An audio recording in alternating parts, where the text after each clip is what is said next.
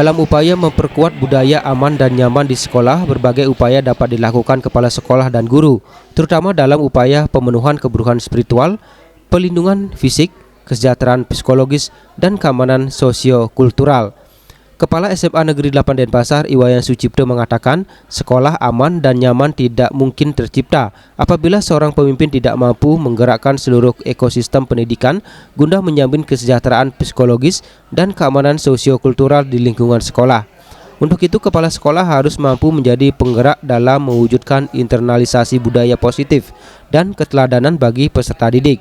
Selain itu, dalam membuat berbagai peraturan harus ada kesepakatan bersama antar seluruh warga sekolah sehingga peraturan yang diberlakukan dapat lebih inklusif dan dapat ditinjau apabila tidak sesuai dengan kebutuhan sekolah.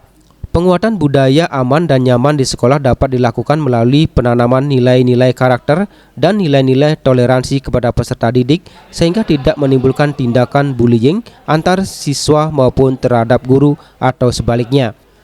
Ada 3 aspek utama yang harus diperhatikan dalam upaya mewujudkan sekolah aman dan nyaman, yakni menciptakan lingkungan aman, pencegahan kekerasan fisik, bullying, hingga kekerasan seksual, menciptakan ruang inklusif tanpa diskriminasi, serta kenyamanan psikologis dengan menciptakan interaksi yang harmonis antara guru, siswa, dan orang tua guna mendukung kesehatan mental peserta didik.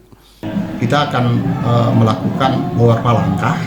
Langkah pertama itu adalah internalisasi budaya positif dan keteladanan. Apa maksudnya di sini adalah keteladanan pendidik, jadi kepala sekolah dan guru menjadi model dan perilaku ramah, terbuka dan menghargai pendapat.